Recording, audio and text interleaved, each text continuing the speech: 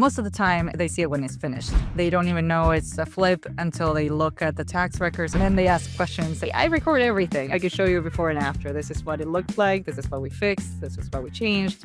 Well, that's very exciting for me to show the progress and then have their reaction and say like, oh my gosh, it looks like a different house. But this is my house, Mommy. The one I asked Mr. Kringle for. It is, I know it is. Welcome to The Pursuit of Home, coming to you from New York City. This is real people buying real estate and their unique journey to get there. We share the tips, tricks, and frameworks to help you navigate the bumps in the road that you won't see on reality TV or social media, and which no one has talked about until now. These are the emotional, psychological, ethical, and even spiritual challenges you're more than likely to encounter yourself. Learn from experts who've been there and hang out with me, Scott Harris, your host, who's helped thousands of people buy homes in Manhattan over the last 2 decades. Welcome to The Pursuit of Home, where we explore what it really means to find and create a place to call home. Today, we're talking about the art of transformation, specifically the process of fixing and flipping properties and how it can have a lasting impact on the homes and the communities around them. Today, I'm joined by Marina Joseph, business owner, a realtor, and the driving force behind Sunshine State Property Ventures. Marina transforms real estate opportunities into valuable assets through renovation and new construction, aka fixing and flipping, with a strong focus, and this is what I love, on revitalizing neighborhoods. She's helping bring new life to properties all across Florida, all while guiding her team through complex projects. We're going to talk about the intricacies of flipping homes, the emotional and financial considerations that come with it, and how Marina's work reshapes neighborhoods and provides people with new, thriving spaces to call home. Marina, welcome to the show. Thank you, Scott. How are you? I'm doing great. Thanks. Marina, you've transitioned from being a real estate agent to a business owner at Sunshine State Property Ventures. You focus on fixing and flipping properties all across Florida. What was the moment that made you decide to take that leap? And how was your experience as an agent? How did that shape your approach to real estate investments? Well, mine was a bit of a backwards trail. I started as a real estate investor. I was working in the entertainment industry. I am a designer. I was working for theme parks and designing and building things. So that's always been my passion and my love. However, once I started having kids, I needed a bit more flexibility with my time and my schedule. So since I already had real estate investments that I was doing on the side, I had rentals throughout Florida. I decided, why not take this full time and do real estate and make my own hours? So I left the entertainment industry and I started focusing on real estate investments. I started with rentals, so that was my whole thing. And then I was working under someone that did a couple of flips, and I was like, wow, that looks really interesting. But I had no idea how to start. So the way I did it was I had one of my rentals that I wanted to sell and try out a flip, So this all started, especially it took off when the pandemic hit and my husband's job was not great anymore. He was furloughed. So he was always the steady income and I was more of the freelancer. I could kind of, so we were depending on his job. And I asked myself, can I maintain this life if my husband is not here? So if his income is not here? And the answer was no. So I had to find a way of making enough income to be able to support myself and my family as the only income if that ever happened. So I decided to try Serious flipping. stuff. Pretty serious stuff. Yes, yeah. It was a scary time. Real estate was pretty crazy. There was a lot of new agents and everything was nuts. I was learning the ropes. I was not focusing on residential real estate. I wanted to do investments.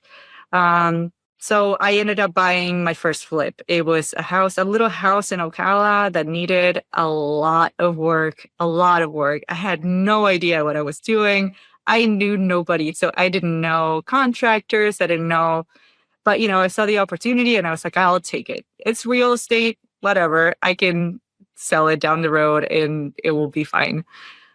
So I was able to find a team in the area and flip that home in a couple months and make a really nice profit. So This is the team to do the renovation? yes, to do the renovation. I build and I can do all of that stuff, but of course it's not a one-man show. So you always need some help. Plus I figure, if I do this. Were you working alongside them? Yes. So now not that much because I have many different properties, across Florida. So I can't be everywhere at the same time. Although I like being there. I supervise all of the projects. I'm there at least once a week. So at the different properties. But like I said, it's, one can be, I'm in Orlando. So one can be maybe 2 hours north of Orlando. One can be 2 hours south of Orlando. So it's very difficult to do it in one day. So I divide my week depending on the projects and, supervise and help and put things together there, paint, whatever they need me to do to kind of, put it on fast track. Because when you're flipping homes, you need to kind of finish it fast. But one of the things that we do, I think when I've seen a lot of other flippers do it differently, but I like quality. So I don't like flipping things in a bad way just to make just a quick buck. I want to make sure that we all get a fair deal. So we're all winning. The people that are moving into the house will have a nice house that will not fall apart in a year. That it will be safe. It will pass every single inspection. It will be able to get insured easily. So quality is my main priority. Of course, design is nice and all that, but we have to make sure that the bones of the house are good.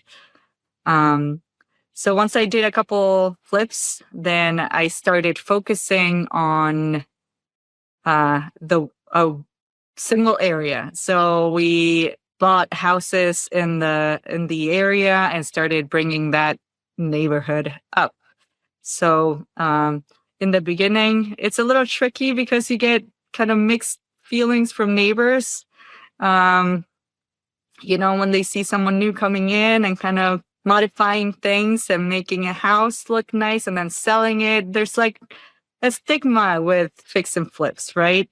So they're like, well, you're just an investor. You don't care about anything. You just want to make money. And then I get to know the neighbors and they get to know me and we form a nice relationship and they know what I'm trying to do. So then they're asking me for, hey, I have been looking to get this roof fixed forever. It looks horrible. It leaks. And, can you help me out? Trust. Yeah, you're building trust. Yeah. So then it goes, it goes like that. So then their neighbor asks them about it. And then we have, and I hire people locally. So then those people can work on the other houses as well. And then it's amazing how little by little these neighborhoods start looking nicer and gaining equity, and then their houses can sell for more than they thought, which helped everyone. So it's tricky at times right now, especially the market is a little weird. So our flips are taking a little longer, not in the repair and, remodeling side, but in the selling side. The profits are changing a bit. So from the investor perspective, it is a different time. It's different than last year or the year before. Yeah, I wanna pause there for a second to just point out to our listeners that, hey, look, if you're of the opinion that sometimes, let's just say, developers have a bad reputation, right? And Yes. so you're a little, and so, to somebody out there who's thinking about buying something that's just been fixed up and you're worried about something falling apart, it is refreshing to hear someone who is going out of their way to be a good guy or a good person. And so I just want to call you out, Marina, and say that that's something that's notable. And you don't hear that very much because a lot of the focus for developers of any kind is about value engineering and maybe following the contract, but ultimately, sometimes that focus on quality isn't there. You did talk, and in doing preparation for this, you were talking about enhancing the community, and that, was it something intentional? Once you saw it happening in one neighborhood, you said, "Wait a minute, I can do this in other places," or meaning like after that first time where you started to see the impact of how you were doing the work in that one neighborhood, is from there where you're like, when you're trying to pitch somebody in a different place, is that how it developed and evolved? Yeah, I none of this was planned. So I kind of jumped into it because I needed something else. And then, I kind of work like that, where whatever feels right at the moment, that's kind of the way I go. So it wasn't intentional. I did one house and then neighbors started asking, and then we were able to buy another house down the street. So, and then I drive by there and I see it and it looks beautiful, and the neighbors are taking better care of their places. They're getting more, the ones that are uh, there for rent, they are getting rented quickly, and the houses look good and the neighborhoods look good. So it's my hope that it's my little grain of rice to make a better place, a better community for people, especially in times like now where housing is an issue. I focus on uh, mainly starter homes, so people that are just able to buy a house, uh, and they get down payment assistance and other things like that. So that's my focus right now, is those houses. I don't flip, $1 million homes. I don't, not middle class, no, it's all lower income housing, starter homes. We make them look beautiful and affordable. So. Now, if I'm right, Marina, you emigrated here when you were maybe 18 years old. Yes, Was it from Brazil? Is that right? Argentina. Argentina, sorry, Yeah. Argentina. And how does that experience of moving here at 18, maybe, your English wasn't as perfect as it is now. How does that inform the way that you think about approaching these, both the projects that you're developing and also the people that you're selling to? Well, being bilingual is definitely a great thing in this situation. There's a lot of Spanish speakers that, will call me and ask me questions and eventually buy the places. So that has helped a lot. And then just understanding different cultures, I think, from the Latino perspective. I grew up in Latin America, so I understand that. I understand the culture. Of course, every country has their own, but the whole idea of it, we have very similar things with other Latin American countries. And then I understand the American part because I've been here longer than I've been in Argentina. But it's I don't know if it has to do with the cultural part and understanding both, or just listening. That's the main thing, listening to concerns and not getting offended by them. In the end, it's a house. It's not, you're not selling, a living thing. So I like having a good relationship with the buyers and the people that are going to be living in that home.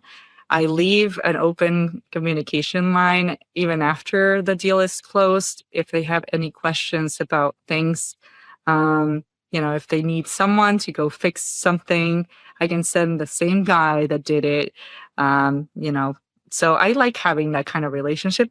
Unfortunately, sometimes that's lost because of the realtors that are in between, because sometimes they do have this idea of like, well, she's a flipper, so she's going to try to somehow, do something that will affect us, but it will help her. So that's hard to make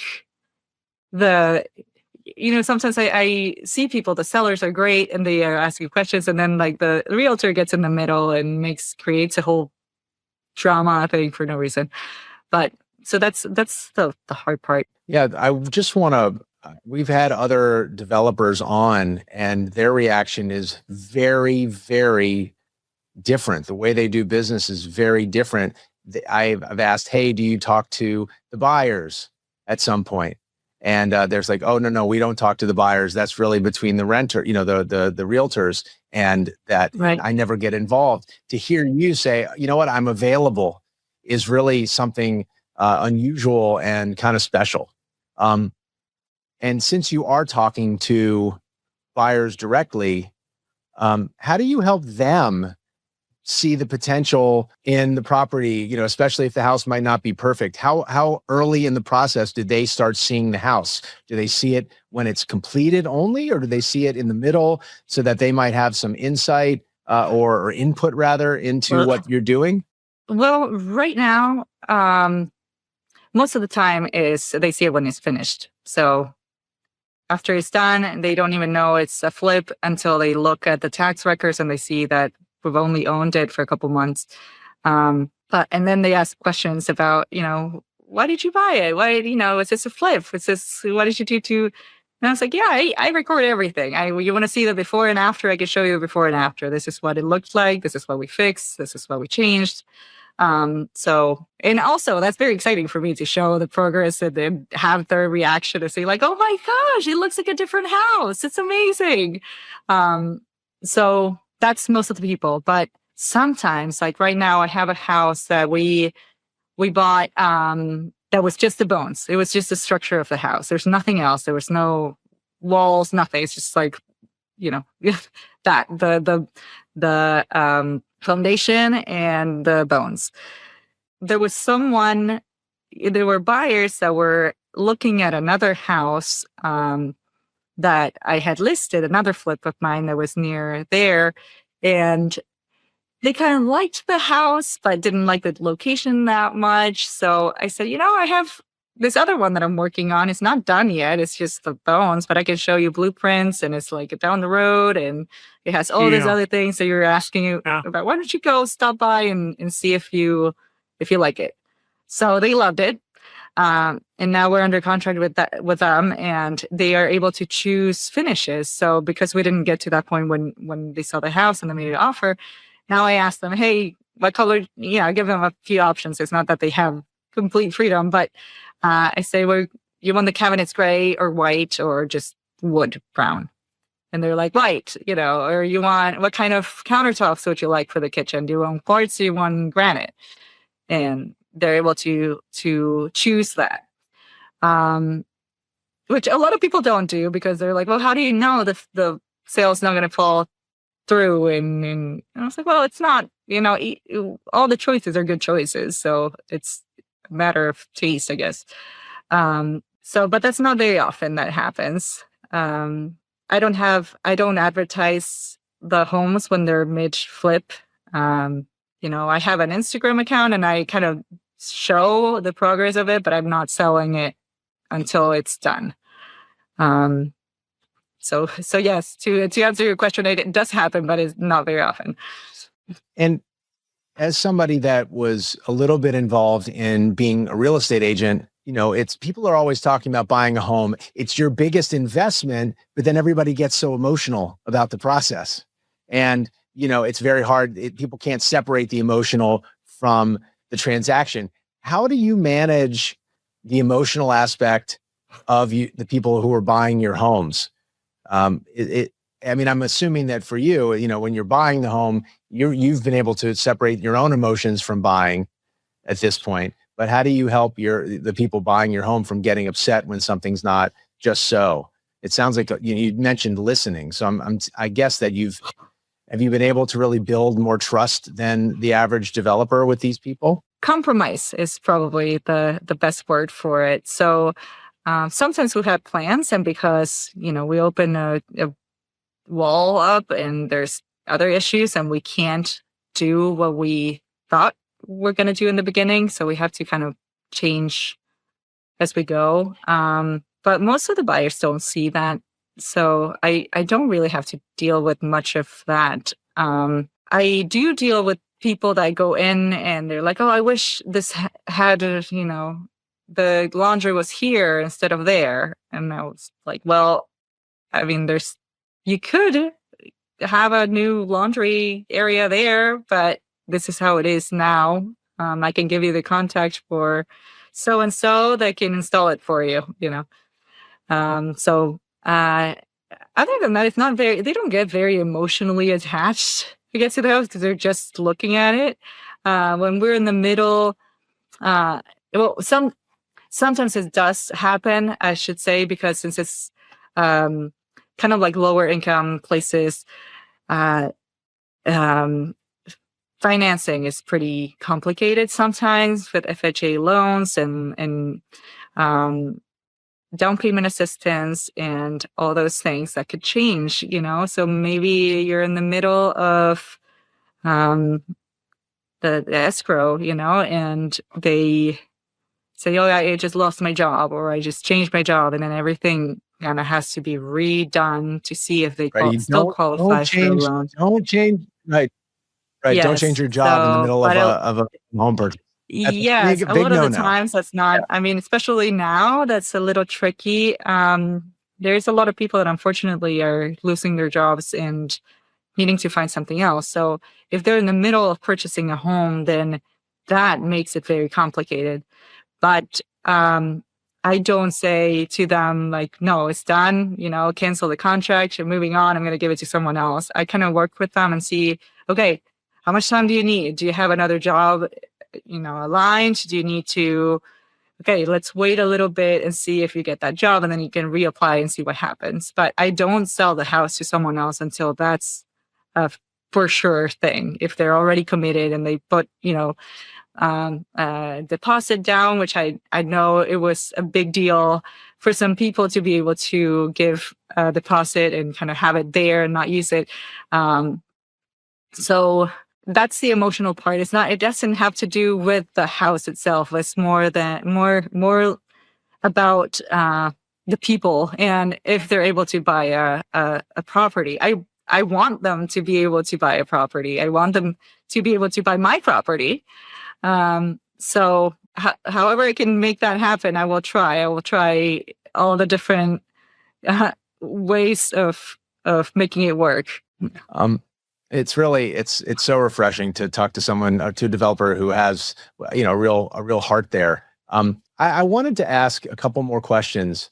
Is there one lesson that you've learned that you want to share with those who are navigating their own home buying journey, their own real estate journey? Patience.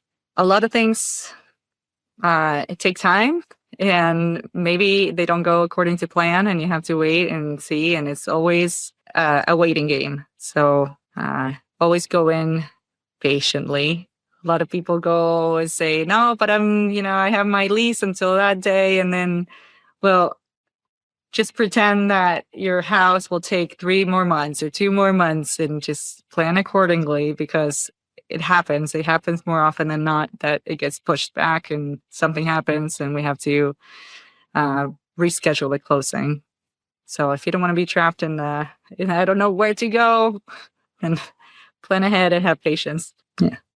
I love it. And And finally, you said that you started this journey of becoming a developer and a flipper, fixer and flipper when your husband lost his job. And then you became, you started doing this until you found that you were good at it. You enjoyed it. You started developing neighborhoods. Is he now working with you, or is he back to doing something else that he was furloughed. So he was just out of work for a month or so, but enough for me to get scared. Although I did love having him home all the time. We had a newborn back then, so he helped a lot. It was good timing. Oh, that's great. Well, Marina, thank you so much for being here, and look forward to hearing and following you on Instagram and seeing the before and the after. And it's really a delight to hear how you're helping neighborhoods come back to life and helping add value to people's homes. Oh, thank you. Thanks for having me. That's it for this episode of The Pursuit of Home. I hope today's conversation gave you insight, clarity, and maybe even a new way to think about your own home search. If you enjoyed the episode, please take a moment to follow, rate, and review the show. It really helps us reach more people on their own journey to home ownership. The Pursuit of Home is proudly produced by Fame, the B2B podcast production agency. Find The Pursuit of Home on Spotify, Apple Podcasts, and everywhere else you listen to podcasts. And if you want to connect, you can find me anytime on social media or at Magnetic. Until next time, happy home hunting.